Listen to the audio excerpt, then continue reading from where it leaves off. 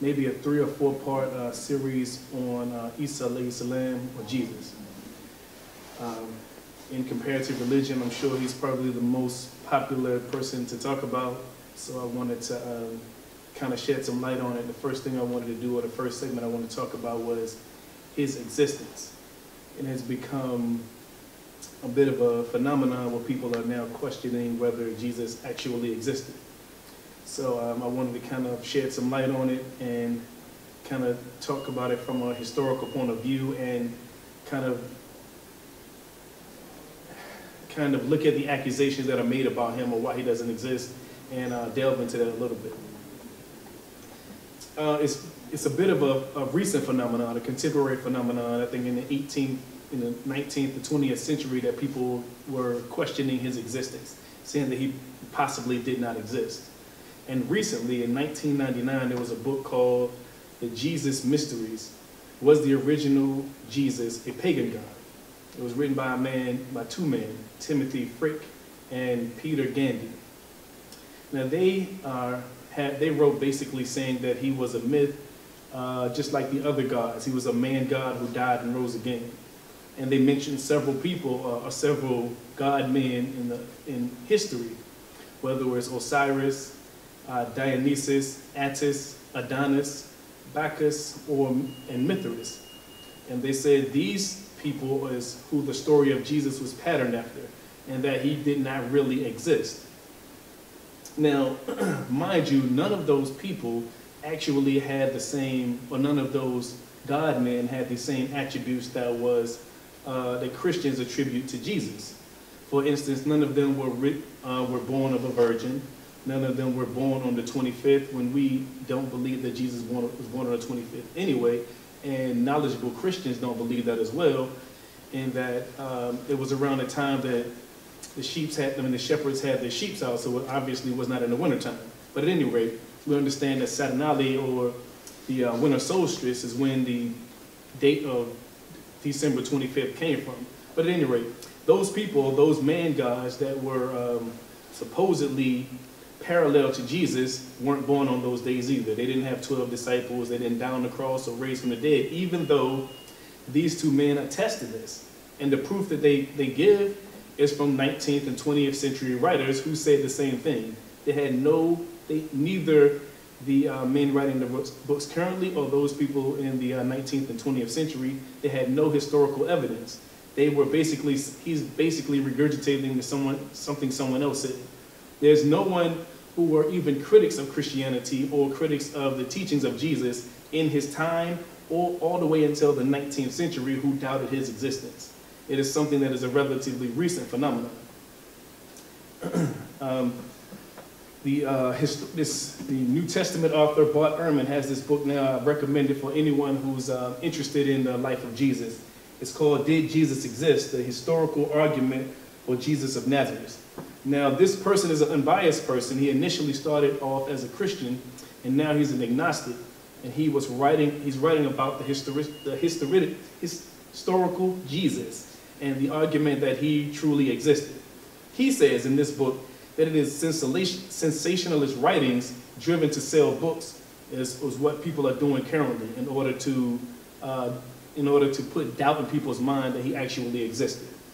So the main problem that he says with this idea that Jesus didn't exist was the idea is what we now know about the historical Jesus did not come from Egypt towards the end of the 1st century, because it's also, people are now delving to African spiritualism, and they are suggesting that everything that came, things that came from Egypt, or every religion in some way was influenced by Egyptian religions and their belief systems. So they say also that Osiris is one who was patterned after, or Jesus was patterned after him.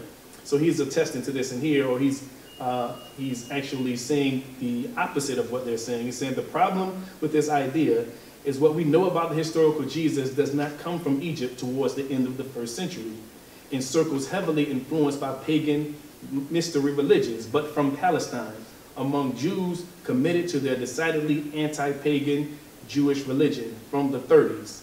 Not the 1930s, but the 30s. I guess they would say Christians would say BC, well, not BC, AD. But also, there are some people who suggest that in the Nicene Creed that they created Jesus. This is another myth that is being circulated around as if Jesus was something that was made up. And in the Nicene Creed, they decided to make a human being and say he did these things and he was God or God-man. When in fact the doctrine, they created a doctrine of the Trinity, or they did not create it, but they solidified what Christians are to believe. They created a doctrine of the Trinity. They said Jesus is God and man, and they had a huge creed in which they explained how they believed Jesus was a human being. They believed he was man, 100% man and 100% God, but not that he existed. That was already something that early Christians had attested to since he was on earth. Another myth that people generally say is that Romans kept meticulous records, and they don't have any records of Jesus, which means that he was not someone who actually existed. Now, Bart Ehrman, in his book, is basically saying that this is untrue. In fact, this is not the case. In fact, they did not keep extensive records at all. There are absolutely no records of anyone living in the first century, is what he says. He said there's almost none. He said that the birth notes, the trial records, the death certificates, none of those things existed at that time. They were not meticulous record keepers. So the only mention of Jesus is from a historian named Josephus. He was a Jewish man. He's famous for being a historian. He wrote this book entitled Jewish Antiquities. And in it, he mentioned Jesus 2 times. In the first instance, he's actually talking about Jesus' brother, James. He says, and brought before them the brother of Jesus, who was called Christ, whose name was James.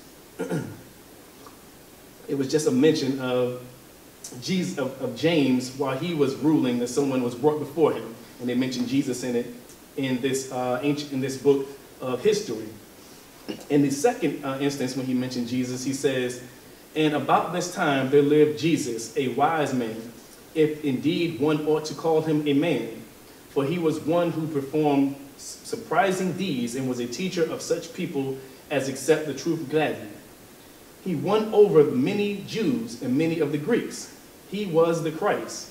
And when, upon the accusations of the principal men among us, Pilate had condemned him to a cross, those who had come to love him did not cease. He appeared to them, spending a third day restored to life, for the prophets of God have foretold these things, and 1,000 of marvels about him. The tribes of the Christians, so called after him, has still to this day not disappeared. Now, the people who are opposed to the existence of Jesus suggest that Christians added something to this text, because Josephus was a Jewish man, and he lived, and throughout his life he continued to be a Jewish person. And Jews, as you know, are looking for the Messiah, and they do not accept Jesus as the Messiah. So in this saying, he said he was the Christ. So their argument is that Christians interpolated or put certain words into Josephus's writings to suggest that he was the Christ and that he performed miracles and he rose from the dead. Even if that was the case, if we took out the religious aspect of it, Josephus is still suggesting that he was a man who lived during that time.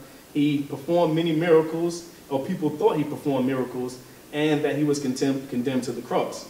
Even if you took out all of the things that seem to be religious, because historians are not supposed to articulate miracles. They can only tell you about what history records them as actually happening.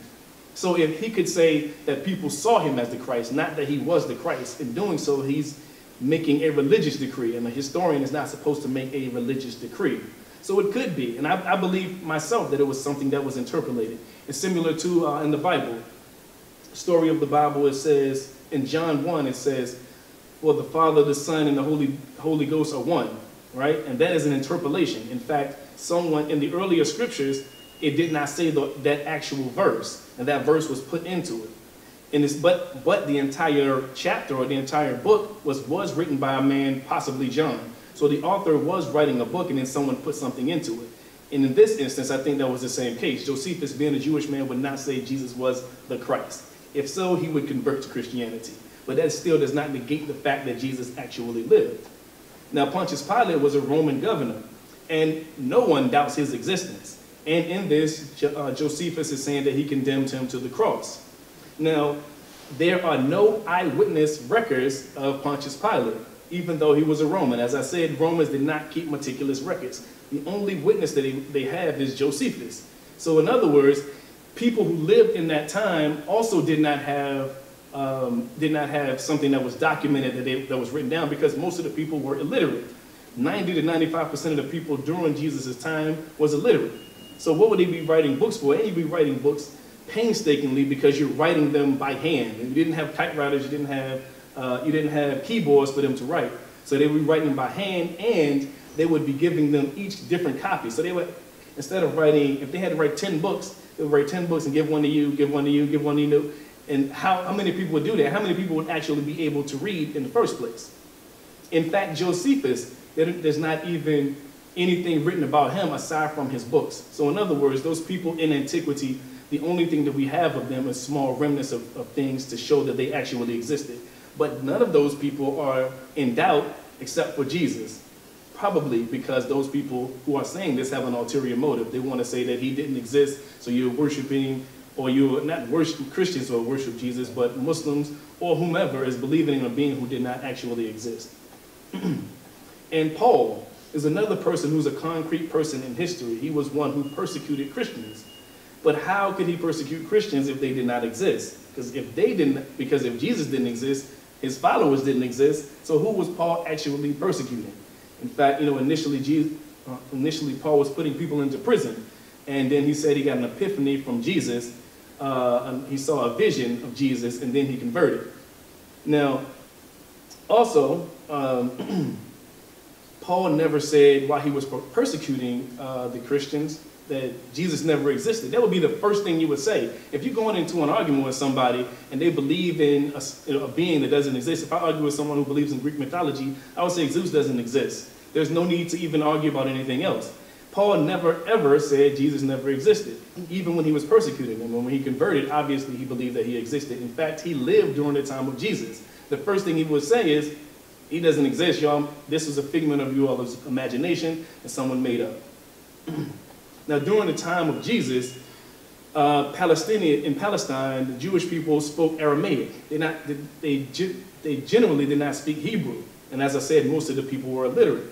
And they didn't spread his message through books because most of the people couldn't read the books and most people couldn't write. So they sent his message around orally.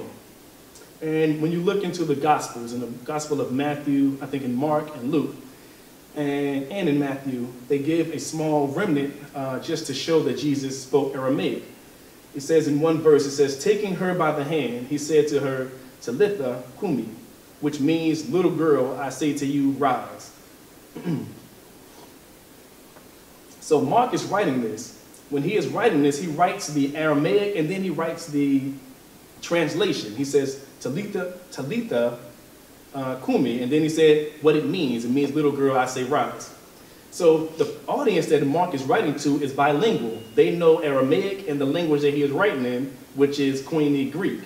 So clearly the people he was writing to were not some poor illiterate peasants, which the Palestinians generally were. He was writing to people who understood the language, who understood two different languages. And how many people today understand two languages? So there had to be some people who are highly educated. But at any rate, that's not the point that I was making. In that also in Matthew, he says, Eli, Eli, lama sabachthani, which is Aramaic as well. So the stories of Jesus existed before Mark was writing them. So the people that spoke Aramaic, that spoke his message, were talking to other people. This was long before Mark was even written, or Luke was even written. In fact, Luke says that there were many stories written and talked about Jesus before he wrote them. He says, many have undertaken to draw up an account of the things that have been fulfilled among us, just as they handed down to us by those who from the first were eyewitnesses and servants of the word. With this in mind, since I myself has carefully investigated everything. So in other words, people were already talking about the story of Jesus long before he was. And he says they were writing, and he investigated further, and he decided to make the more accurate account of it, because people were saying different things about him.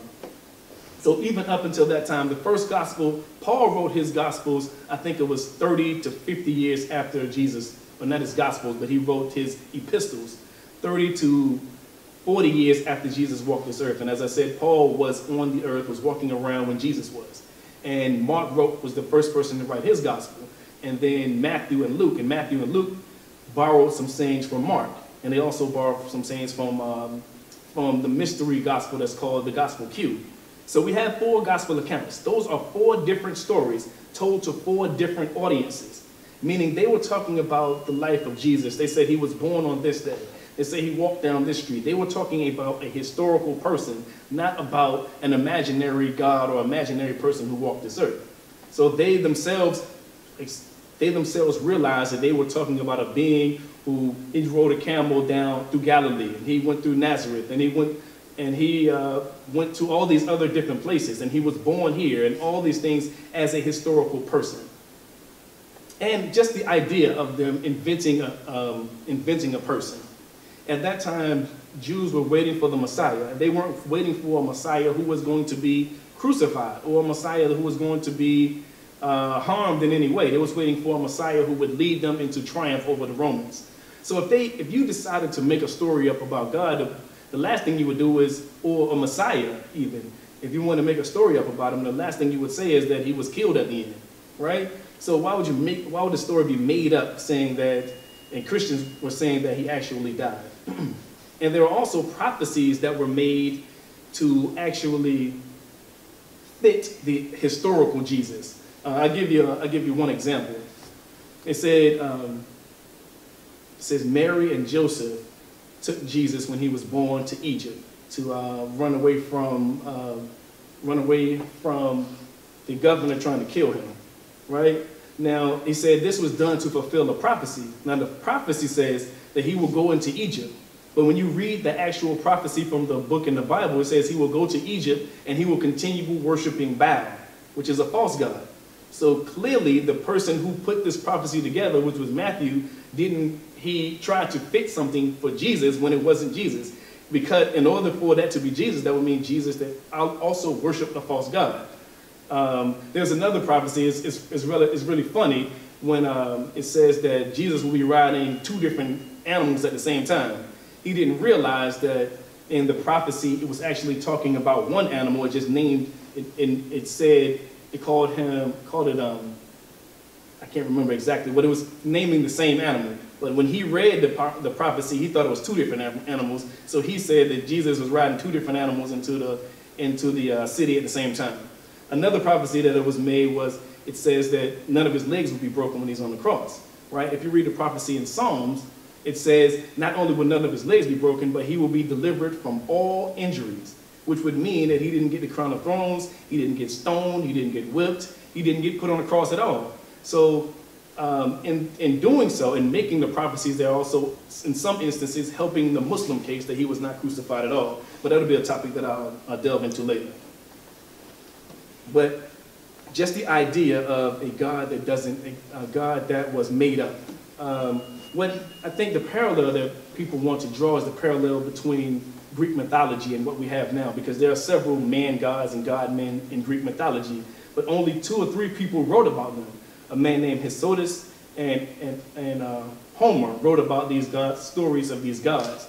By the way, these gods initially, or the Greek mythology initially started as monotheism, and then it morphed into polytheism, into these man gods, into these gods of love, the god of nature, the god of all these other different things, when in fact they were initially attributes of the one true God, and then they made them into gods themselves. But when they were doing this, these people wrote something about a God that they knew was out of the realm of reality, or out of the realm of this universe. They weren't talking about a God who was a concrete being that you could hold. When the people were writing the Gospels, and there were over 40 Gospels that were written, possibly up to 70. So that's 40 to 70 different people writing about the same story of the same person, which is more than enough evidence to prove that that person actually existed. You see, it's now been a trick to kind of stricken the Gospels and the Bible from the record as a historical reference. Those people, they did use their religious influence to write about Jesus, but they believed he was a concrete person that lived. And that's what the point of this is. Not the doctrine of Jesus or what Jesus or what Jesus was actually teaching, but he was an actual man that existed. So there were over 40 different people, at least 40, up to 70, maybe even more, because many were destroyed, people writing about this man. And we have 4 different gospels written in 4 different times to 4 different audiences about this man. And in those gospels, there are 2 different genealogies. Genealogy saying this person begot this person, this person, until we got to Jesus. Clearly, they're talking about a physical person. And there were epistles, or letters that were written to different people about this man. So not only were there 40 gospels, up to 40 or 70, there were the epistles to the Romans, the epistles to the Corinthians, the Galatians, Ephesians, Philippians, Timothy, Hebrews, James, Peter, John, Jude. All these letters were written back and forth about a person that they believed actually existed. And that's only the ones that are canonized. There were others that were non-canonized, and letters that were lost. All of these about somebody who did not exist.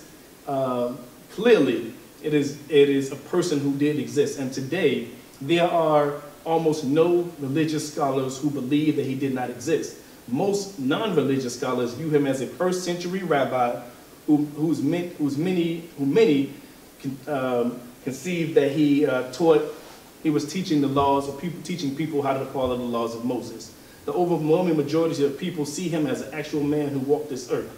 To suggest that he did not exist is to ignore all of the writings about him. Even if some were exaggerated, that does not negate his actual existence. The myths and legends surrounding him suggest that the man actually existed. He was not somebody that was made up. Is there any questions?